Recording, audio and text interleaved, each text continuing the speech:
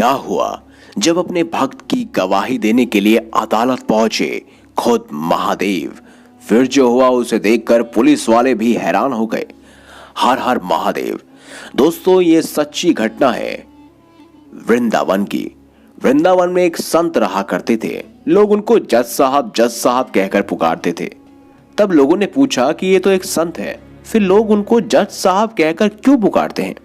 तब एक ने बताया कि असल में वो संत एक जज थे जो जिले के कोर्ट में फैसला किया करते थे।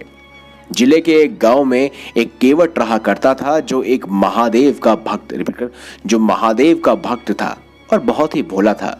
वो रोज शिव मंदिर जाके प्रभु की सेवा करता था। एक दिन की बात है, केवट को उसके पिताजी ने बुलाया और कहा कि बेटा, तुम्हारी बहन अब बड़ी हो गई है, कुछ महीने में उसकी शादी करनी है, पैसों की जरूरत आन पड़ी है, तुम जाके जमींदार से कुछ पैसे उधार ले आए और उस पैसों से तुम्हारी बहन की शादी कर देंगे, फिर बाद में उनको ब्याज सहित लौटा देंगे, तुम जल्दी जाके पैसे ले आओ। केवट फिर उस जमींदार के पास जाकर कुछ पैसे उधार ले आया और वो पैसे अपने पिताजी को दे दिए। कुछ महीने में केवट के बहन की शादी बड़ी धूमधाम से हो गई।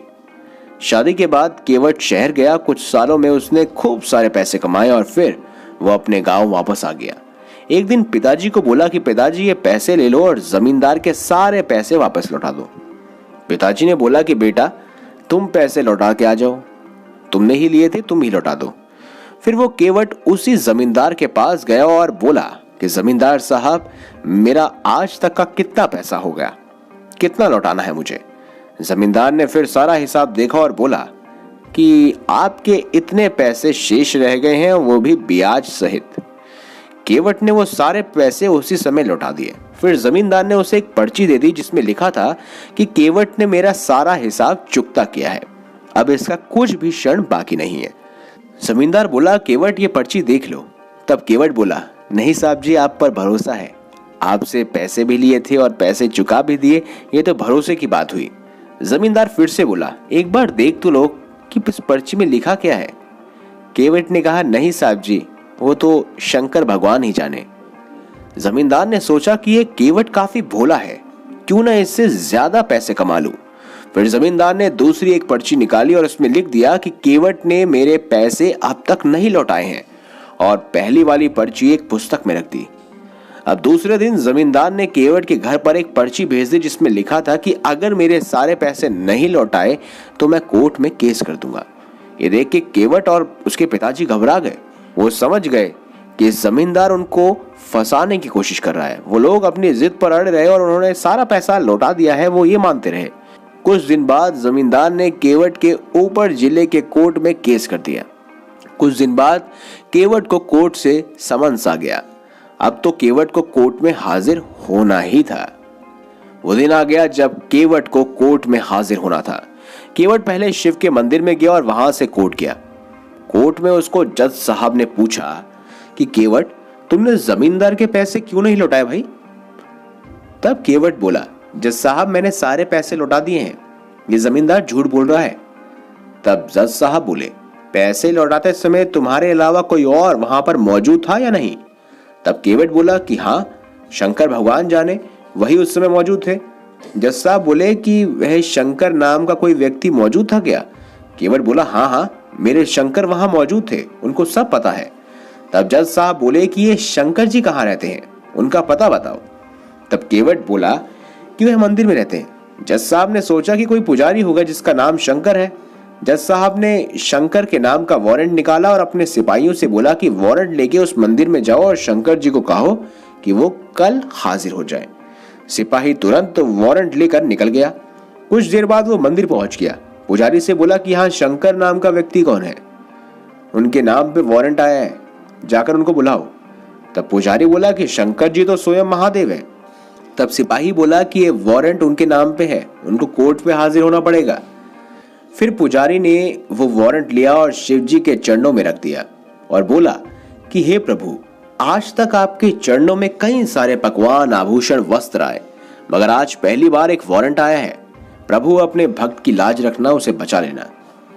आखिर वो दिन आ ही गया जब प्रभु को कोर्ट आना था, वो भी गवाही देने। केवट सवेरे सवेरे मंदिर गया, प्रभु के दर्शन किए और बोला कि शंकर जी, आपको पता है ना, आज आपको कोर्ट में आना है, वो भी गवाही देने। मैं आपका इंतजार करूंगा। फिर केवट कोर्ट चला गया। जज साहब आए, सिपाही आए, सब आए। फिर सिपाही से जज साहब ने कहा कि बोलो कि शंकर जी कहाँ है। तब सिपाही बोला, शंकर जी हाजिर हो। तब सिपाही के पुकारने पर शंकर हाजिर हो गए। उन्होंने पहले 3 बार कहा, शंकर जी नहीं आए, लेकिन चौथी बार शंकर जी हाजिर हो गए। तब एक बुजुर्ग व्यक्ति कोर्ट में आया। वो बुजुर्ग धीरे धीरे चल के आ रहा था। कपड़े फटे थे, सिर बंधा हुआ था, गले में रुद्राक्ष की माला थी और चेहरे पर विक्षलन तेज था। जज साहब ने उनकी तरफ देखा और उनको देखते ही रह गए। जज साहब ने पूछा, आपका नाम? तो वह व्यक्ति बोला, मैं शंकर हूं। जज साहब बोले कि क्या उस दिन आप वहां मौजूद थे जिस दिन केवट ने जमींदार के सारे पैसे लौटाए थे? तब शंकर जी बोले, हाँ, मैं वहां मौजूद था और केवट ने सारे पैसे मेरे सामने ही जमींदार को लौटा दिए। जज साहब बोले कि इसका क्या सबूत है तुम्हारे पास? तब शंकर जी बोले कि जमींदार जहां पर बैठता है वहां दाई तरफ की अलमारी में एक लाल रंग के पुस्तक में वो असली वाली पर्ची रखी हुई है। जज साहब ने तुरंत ही सिपाही को जमींदार के घर भेजा और वो पर्ची ढूंढने के लिए कहा। उसके बाद वो पर्ची जब लेकर आया तो उन्होंने पर्ची जज साहब को दे दी। जज साहब को सारा किस्सा समझ आ गया और फिर वो केवट की तरफ से मुड़े और बोले, केवट, तुमने जमींदार के सारे पैसे लौटा दिए हैं, अब तुम घर जा सकते हो। फिर जज साहब शंकर जी की ओर मुड़ के देखा तो शंकर जी वहां थे ही नहीं। उन्होंने केवट से पूछा, अरे ये शंकर जी कहाँ चले गए? तब केवट बोला कि जज साहब वो तो अपना काम करके चले गए। जज साहब ने पूछा, केवट जी ये शंकर रहते कहाँ हैं?